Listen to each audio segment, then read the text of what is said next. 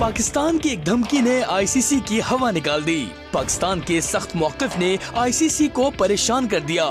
Pakistan cricket board champions trophy के लिए hybrid model कबूल न करने के अपने मौक़िफ़ पर डट गया।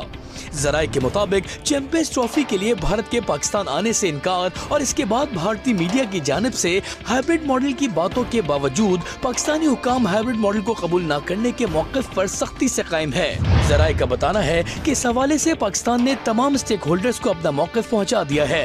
पाकिस्तान के सख्त मौक़िफ़ ने इंटरनेशनल क्रिकेट काउंसिल की परेशानियों में भी इजाफा कर दिया है। जराये के मुताबिक माली मामलात में नुकसानात के अंदेशे की वजह से आईसीसी बहरानी सूरत हाल से दो चार है और हालिया डेडलॉक की वजह से चैंपियंस ट्रॉफी के शेड्यूल का ऐलान नहीं किया जा सका है।